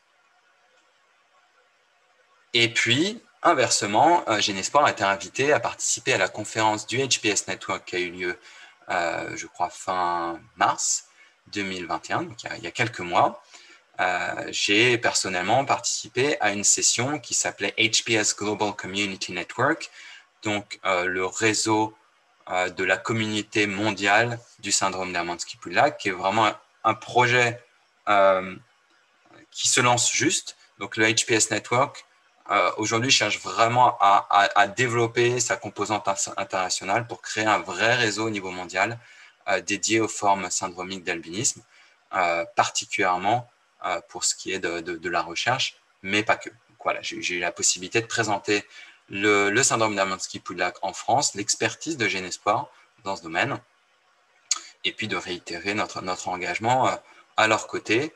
Genespoir n'est pas une association spécifique du syndrome d'Hermansky-Pudlak, mais Genespoir est une association qui est dédiée à toutes les formes d'albinisme, quelles qu'elles soient, et donc en particulier, notamment le syndrome d'Hermansky-Pudlak.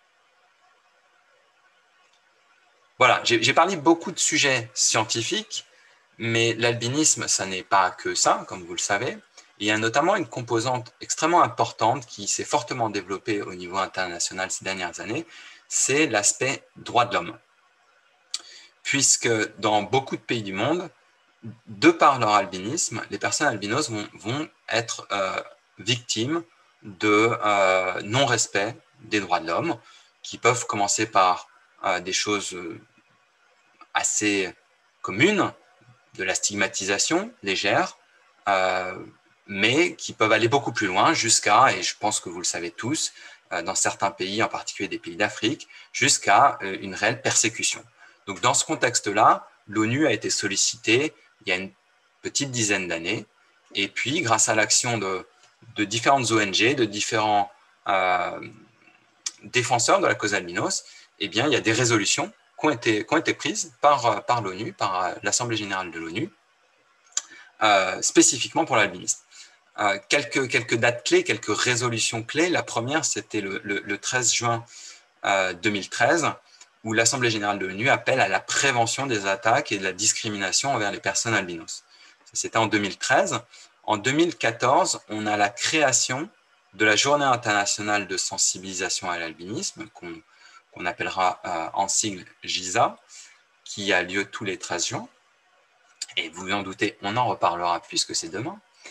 Et puis une troisième résolution extrêmement importante qui date de mars 2015, qui est la création d'un mandat au sein du Haut Commissariat aux droits de l'homme de l'ONU, qui a conduit à la nomination d'un expert, ou plutôt d'une experte indépendante, qui étudie la problématique de l'exercice des droits de l'homme par les personnes albinos. Cette experte, depuis 2015, elle s'appelle Ikponwosa, ou plutôt IK Hero. Et vous voyez sa photo sur la droite.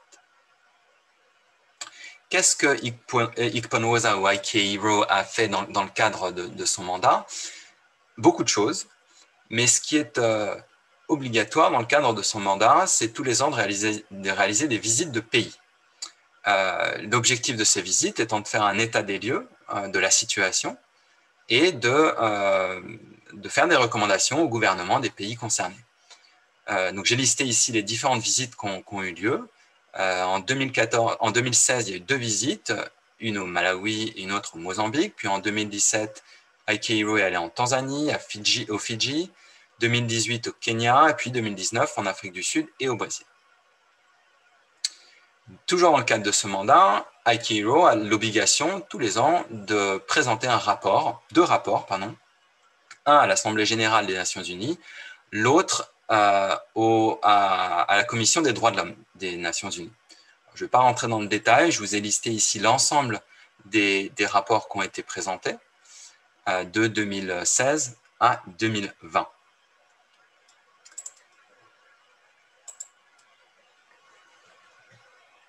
Donc, une petite précision, Heike Hiro, elle est, vous l'avez peut-être vu sur la photo, elle est elle-même albinos, bien sûr. Je reviens en arrière. Elle est d'origine nigériane, mais elle habite au Canada, et c'est parce qu'elle était très impliquée dans une ONG internationale qui s'appelle Under the Same Sun, qui est dédiée à l'albinisme, qu'elle a été choisie comme experte. Je reprends, qu'est-ce qui s'est passé en 2020 et 2021 pour ce mandat de l'ONU? Malheureusement, mais assez naturellement, les visites de pays ont été annulées. Mais par contre, les actions se sont poursuivies, toutes celles qui étaient possibles et possibles notamment en ligne. Bien sûr, le gros de l'action d'Heike Hiro s'est concentré sur l'Afrique, même si son mandat n'est pas spécifique à l'Afrique, mais concerne l'albinisme au niveau mondial. Néanmoins, on sait que les besoins les plus prégnants sont en Afrique, donc pour une question de priorité, il est normal qu'elle consacre beaucoup de son temps à l'Afrique. Une des grandes réalisations très récentes de ce mandat, c'est par son plaidoyer d'obtenir de l'Union africaine l'adoption d'un plan d'action pour mettre fin aux attaques et aux autres violations des droits de l'homme visant les personnes albinos. C'est un plan d'action très concret qui couvre la période 2021-2031 et qui fait des recommandations très fortes aux différents gouvernements nationaux africains vis-à-vis de cette problématique et qui les invite à mettre en œuvre des plans d'action nationaux. En parallèle de ça, très récemment, il y a eu la création d'une alliance africaine de l'albinisme, dont j'ai repris le logo ici,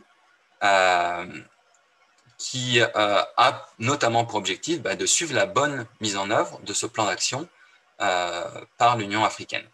Si vous voulez plus d'informations sur cette thématique-là, je vous invite vraiment à visiter le site actiononalbinism.org, donc action albinism sans e.org. J'essaierai de partager ces informations ultérieurement, ou peut-être que ça peut être copié-collé dans le chat, qui est un site extrêmement complet, qui détaille vraiment la situation au niveau de chaque pays africain, qui met à disposition beaucoup de documents et qui vraiment est mis à jour très régulièrement. Donc n'hésitez pas si c'est un sujet qui vous intéresse en particulier. Et notamment, vous verrez mention de la création de cette jeune alliance africaine de l'albinisme. 2020-2021, toujours pour ce mandat de l'ONU, c'est la fin du mandat de Heike Hiro, puisque les mandats de ce type sont des mandats de 3 ans qui peuvent être renouvelés tous les 3 ans, mais un expert ou une experte ne peut pas faire plus de 2 mandats. Donc Heike Hiro va finir son mandat cette année, dans quelques semaines. Dans ce cadre-là, elle a publié un dernier rapport qu'elle a présenté à la Commission des droits de l'homme des Nations unies, qui est un rapport qui donne un aperçu général des travaux qu'elle a accomplis dans le cadre de son mandat, donc qui indique quelles sont les mesures qui ont été prises, les résultats obtenus et les problèmes rencontrés, ainsi que la voie à suivre. C'est donc un rapport qui, comme tous les autres rapports du reste, est accessible en ligne sur le site dédié de l'ONU. Vous pouvez consulter tous ces rapports qui sont disponibles en français comme dans d'autres langues des Nations unies. La grande information de ces derniers mois, pour ce qui est de ce mandat de l'ONU, c'est aussi la décision de l'ONU de renouveler ce mandat. Donc, on est reparti pour 3 ans et actuellement, on est dans un processus de sélection du nouvel expert ou de la nouvelle experte. Il y avait 11 candidats et aujourd'hui, on se retrouve avec 3 candidats qui ont été présélectionnés.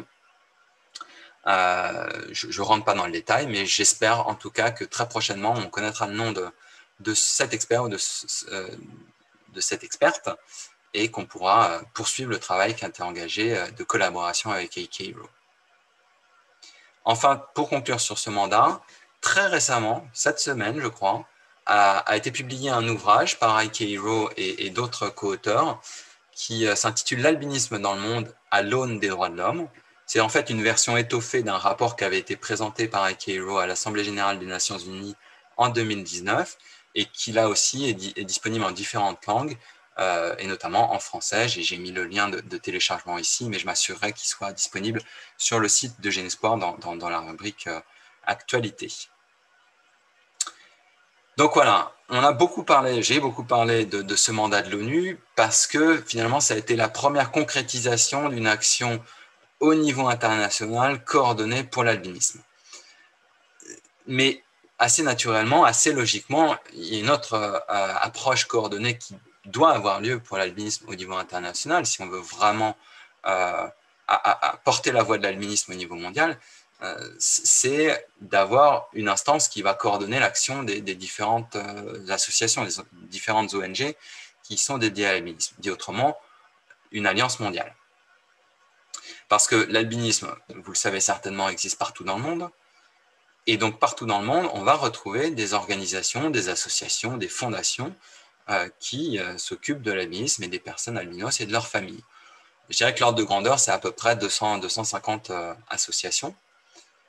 Et donc, toutes ces associations, qui pour beaucoup d'entre elles d'ailleurs, ont été créées il n'y a pas très longtemps. On a vraiment constaté une forte augmentation de la création d'associations et d'ONG ces 10-15 dernières années. Autant dire que Genespoir faisait encore partie des premières associations créées en 1995. Et donc, pour coordonner toutes ces organisations, toutes ces associations, à plusieurs reprises, il a été tenté de créer une alliance. Il y a une première tentative qui a eu lieu à la fin des années 90, qui a échoué. Une deuxième tentative au début des années 2010 et qui n'a pas non plus été fructueuse. Et bien pas plus tard qu'il y a un an, finalement, juste avant que la Terre s'arrête de tourner, j'ai envie de dire, en janvier 2020, une troisième tentative de création d'une alliance mondiale de l'albinisme a eu lieu en janvier 2020, tentative qu'on a appelée la Global Albinism Alliance, donc l'Alliance mondiale de l'albinisme. Ça a commencé par une réunion qui s'est tenue à Paris du 26 au 28 janvier avec le soutien de Genespoir et personnellement j'étais assez fortement impliqué dans son organisation. C'est une réunion qui a regroupé 27 représentants d'associations venus des différentes régions du monde. On a vraiment cherché à couvrir l'ensemble du monde et qui étaient là pour représenter les associations de leur propre région. Vous voyez sur cette diapositive la photo de groupe prise pendant cette réunion, il y a donc à peu près 1 an et demi. Qu'est-ce qui s'est passé pendant cette réunion? En synthèse, ce qu'il faut retenir, c'est qu'on a décidé tous ensemble, de manière unanime, de travailler à la création d'une alliance mondiale, puisque ce n'était pas forcément une évidence, puisque même si vous pouvez penser que travailler ensemble, la main dans la main, c'est logique, il faut encore le décider tous ensemble pour pouvoir ensuite être légitime dans son propre projet et pour pouvoir ensuite réellement parler d'une seule voix au nom de l'albinisme au niveau mondial. Il existe une vidéo de cette réunion, vous pouvez la trouver sur la page Facebook de l'Alliance mondiale, dont j'ai mis le lien ici, qui est @globalalbinism. Ce qu'on a fait pendant cette réunion, c'est aussi élire une équipe pour lancer le travail de création de cette alliance mondiale, une équipe de 8 personnes dans laquelle on retrouve IKERO, l'experte de l'ONU, mais aussi d'autres personnes que j'ai listées ici et que vous voyez sur cette photo, des représentants d'associations d'Argentine, d'Australie, des États-Unis, du Kenya et puis de France, puisque je fais partie de cette équipe. Cette équipe, elle travaille depuis donc février 2020 dans le cadre de ce qu'on appelle une phase pilote, qui est une phase test, qui avait pour objectif de durer à peu près 1 an. Les objectifs principaux, c'était dans un cadre d'une association, d'une organisation non encore déclarée officiellement, néanmoins de développer des activités pour gagner en expérience avant vraiment de créer l'organisation formelle. Mais aussi, l'objectif, c'était de développer une base de données des organisations de l'albinisme pour vraiment avoir un panorama le plus complet des acteurs de l'albinisme au niveau mondial. Et puis, un des gros objectifs, c'était de mener une consultation au niveau mondial auprès de ces acteurs de l'albinisme sur le projet d'alliance, pour aller au-delà de la consultation de 27 délégués régionaux. Cette enquête, elle a conduit à la parution d'un rapport il y a à peu près un mois et demi. C'est une enquête qui a regroupé 146 réponses, qui est la première enquête de ce type jamais réalisée et qui fait l'objet d'un rapport que vous pouvez consulter, qui est disponible en 4 langues. Et je crois que le lien est déjà sur la page, sur le site de Genespoir, donc ne perdez pas de temps à essayer de le copier-coller maintenant. Vous le retrouverez sans difficulté normalement. C'est un rapport qui doit faire une 70 pages et qui présente donc beaucoup d'informations diverses et variées sur les différentes associations qui existent dans le monde. Ce que vous voyez peut-être sur cette diapositive, je m'excuse, c'est un peu petit. En bas à gauche, vous avez une carte du monde avec en orange les pays des associations qui ont participé à cette enquête. Donc, vous voyez qu'on a quand même relativement bien couvert l'ensemble du monde. Ce que vous voyez aussi, c'est qu'il y a des pays qui sont en gris. Et pour beaucoup, ce sont des pays où il n'existe tout simplement pas d'association. Donc, malgré tout, même si on a de l'ordre de 200 à 250 associations au niveau mondial, il y a encore beaucoup de pays, notamment le Moyen-Orient, l'Asie et l'Asie centrale en particulier, ou l'Afrique du Nord, où il y a encore très peu, voire pas du tout d'associations. Et pourtant, on sait bien qu'il existe des personnes albinos dans ces pays. Ce qu'on a découvert aussi dans cette enquête, c'est qu'il y a vraiment à la fois des points communs, mais beaucoup de diversité. Les points communs, ce sont les problèmes rencontrés par les personnes albinos et par leurs familles. Certes, à des degrés différents, mais ils existent tous. Que ce soit des problématiques d'accès à la santé, d'accès à l'éducation, d'insertion sociale, d'accès au monde du travail, de stigmatisation. Toutes ces composantes-là, on va les retrouver déclinées de différentes manières, mais on va les retrouver un peu partout. Par contre, on va retrouver aussi des grosses différences. Ce qu'on constate particulièrement, notamment, c'est qu'il y a énormément d'associations en Afrique.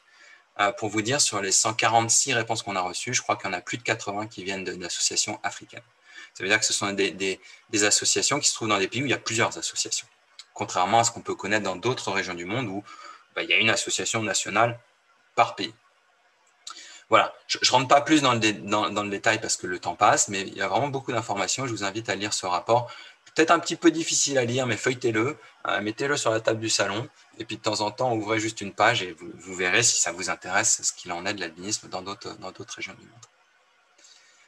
Qu'est-ce qui nous attend pour ce qui est de cette alliance mondiale? Eh bien, il y a un gros travail qui est encore nécessaire pour la mise en place des outils nécessaires au fonctionnement futur de l'Alliance. Différents outils qui sont les outils classiques d'une organisation, d'une association. L'objectif, c'est de créer vraiment officiellement cette organisation fin 2021. Bien sûr, il va falloir qu'on travaille fortement à la recherche de financement parce que ce n'est pas une association qui va tourner toute seule et c'est une association qui clairement va avoir besoin de financement pour avoir des salariés. Sans quoi, les problèmes rencontrés notamment avec Albinism Europe, dont je parlais tout à l'heure, qui est le manque de ressources, on va les retrouver au niveau mondial. Il va falloir bien sûr aussi qu'on travaille à la définition des premiers programmes, des différents projets de cette alliance. J'en ai mentionné un tout à l'heure, si vous avez bien fait attention, la suite des conférences européennes pour sa composante scientifique. On les appelait les EDA, on va les appeler probablement les IDA maintenant, et ce sera donc probablement pour l'année prochaine avec une 6e conférence. Et puis voilà, de manière un petit peu plus anecdotique, il va falloir aussi qu'on choisisse un logo. Et vous voyez qu'on a ici encore quelques idées variées en tête. Le choix n'est pas fait. Dans les projets aussi à venir de cette alliance et dans les projets à extrêmement court terme, il y a l'organisation de la célébration de la Journée internationale de sensibilisation à l'albinisme 2021. Si vous avez bien retenu et si vous connaissez bien le sujet, vous savez que cette journée, c'est demain. Alors pour l'Alliance mondiale, il faut forcément faire quelque chose. On peut difficilement se prétendre être l'Alliance mondiale et ne rien faire, même si on est encore tout petit et qu'on a peu de moyens.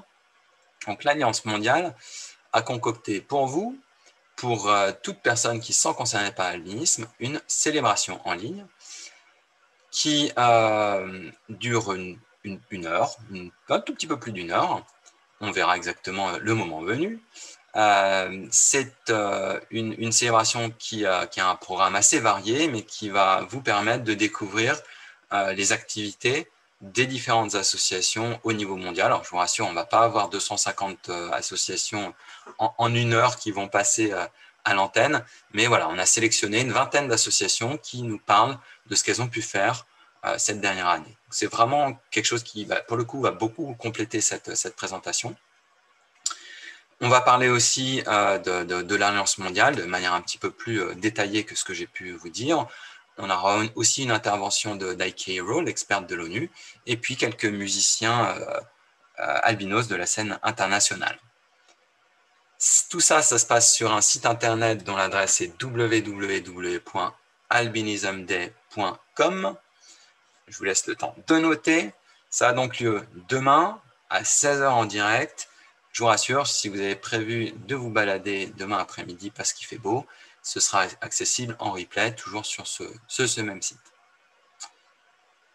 Sur ce même site, vous trouverez aussi dans le menu une page dédiée à la célébration de cette journée internationale dans les différents pays du monde. Donc, vous pouvez découvrir ce que l'association russe ou les différentes associations en Angola, aux États-Unis et ainsi de suite ont prévu d'organiser pour célébrer cette journée internationale de sensibilisation à l'albinisme. Et puis, je l'ai mentionné tout à l'heure, si vous avez fait attention, vous avez la possibilité sur ce site, vous aurez la possibilité à partir de demain de faire votre choix pour ce qui est du logo de l'Alliance mondiale parmi les 3 que j'ai présentés tout à l'heure. Pour terminer, juste une petite référence qui me semble importante. J'ai parlé de l'albinisme, j'ai parlé de l'albinisme au niveau international, c'était bien l'objet de cette présentation. Si j'élargis un tout petit peu tout en restant au niveau international, l'albinisme, c'est notamment une pathologie qui conduit à des symptômes ophtalmologiques, mais aussi dermatologiques. Et il existe donc au niveau mondial des alliances qui vont couvrir plus largement ces différentes composantes. Et notamment une alliance qui s'appelle Global Skin, qui est l'Alliance mondiale des associations de patients atteints de maladies de peau. Donc là, on parle plus spécifiquement d'albinisme, mais beaucoup plus largement de maladies de peau, dont l'albinisme. C'est une alliance qui a été créée en 2015, dont Genespoir est membre, qui est une alliance très active et qui nous a aidés dans différents domaines à plusieurs reprises et qui nous aide pas plus tard qu'aujourd'hui, puisque Global Skin, et je tenais à le dire, est sponsor de la rencontre annuelle 2021 de Genespoir. Vous pourrez voir le petit logo de Global Skin sur la scène virtuelle. Voilà, je vous remercie beaucoup de votre attention. Je ne sais pas si on a des questions, des remarques, des commentaires. N'hésitez pas maintenant ou plus tard à les poser ou à me solliciter. J'ai mis mon adresse mail en haut de cette slide. Merci beaucoup. Merci Antoine. Alors, on a une demande de précision concernant le déroulement de cette journée internationale en ligne, en particulier sur l'heure, parce que comme c'est une journée internationale, évidemment, elle est valable pour les États-Unis, pour l'Australie et pour la France. Donc, l'heure que tu as indiquée, je pense, concerne la France, mais est-ce que tu peux repréciser ces horaires, s'il te plaît? Tout à fait, tout à fait. C'est un sujet récurrent pour nous, être clair sur les horaires dès lors qu'on organise quelque chose en direct, puisqu'on s'adresse, comme tu dis, à un public international. Donc, j'ai indiqué 16 heures, puisque je sais que j'ai un public qui habite principalement en France métropolitaine, donc 16 heures, heure de Paris, demain. Sur le site, vous voyez certainement indiqué 10 heures, heure de New York, puisqu'il y a 6 heures de décalage entre New York et Paris actuellement. Est-ce qu'il est encore possible de s'inscrire pour y participer? Il est encore tout à fait possible de s'inscrire. S'inscrire, c'est surtout l'assurance de ne pas oublier, d'avoir un petit mail de rappel. Mais oui, il est encore tout à fait possible de le faire. Et puis une précision importante, c'est que cet événement il est accessible dans différentes langues, et dont en français. Donc si vous ne maîtrisez pas l'anglais ou pas très bien, n'ayez crainte. Normalement, si tout se passe bien, vous ne serez pas perdu et vous pourrez suivre, je l'espère, agréablement cet événement. Oui, parce que ce qu'organise, tout ce que fait finalement l'Alliance mondiale est dans 4 langues, donc en français, on l'a dit, en anglais, en espagnol et en portugais, je crois. Exactement, ça c'est un peu une des leçons de l'enquête qu'on a menée et dont j'ai parlé tout à l'heure. On a cherché à comprendre finalement quelles étaient les principales langues parlées dans le monde de l'albinisme. Pourquoi? Parce qu'on se doit d'être accessible pour l'ensemble de nos futurs membres, mais en même temps, on peut pas, il est difficile de parler toutes les langues du monde, donc on a essayé de comprendre quelles étaient les principales langues. Et pour vous donner une idée, on comprend que, oui, avec ces 4 langues, l'anglais qui couvre peut-être 50% de nos interlocuteurs au niveau associatif, hein, j'entends, le français qui va couvrir plutôt de l'ordre de 25-30% des associations au niveau mondial, l'espagnol, là on est plutôt sur 10-15%, et le portugais, on est à de l'ordre de 7 ou 8%. N'essayez pas de faire le total pour voir si ça fait 100%, s'il vous plaît. Voilà, avec ces 4 langues, on couvre globalement la majorité des représentants d'associations. On a bien conscience du fait que malgré tout, on ne touchera pas l'ensemble des personnes albinos, puisque tous les Chinois ne parlent pas forcément anglais ou français ou espagnol ou portugais. On ne parle pas aussi bien français que Adam qu'on a rencontré tout à l'heure. Voilà. Je te remercie beaucoup. Je vois qu'il est déjà midi et qu'il était prévu que cette matinée se termine à midi. Donc, je vais vous laisser faire une pause, puisque finalement, dans la matinée, nous n'avons pas fait de pause. Pour reprendre ensuite à 13h40 avec la conférence du professeur Harweiler. Je vous invite à bien vous détendre, à aller tranquillement faire votre pause déjeuner et à revenir donc à 13h40 pour une après-midi qui sera variée, puisque après la conférence du professeur Harweiler, on aura la table ronde sur le sport, on aura différents groupes de travail. J'espère qu'on arrivera à avoir des échanges fructueux et clairs avec tout le monde par les sessions Zoom qui seront organisées. Et puis j'espère que nos jeunes passeront une bonne après-midi avec les sessions qui leur sont réservées, auxquelles ils ont accès par la scène virtuelle en cliquant sur le programme qui indique les horaires et les noms des sessions. Donc il y a des sessions pour les adolescents, il y a des sessions avec les psychologues pour les plus jeunes, pour les fratries. Donc regardez tous attentivement le programme de façon à aller prendre ce qui vous concerne et ce qui vous intéresse. Et je vous dis donc à très bientôt pour de nouvelles aventures.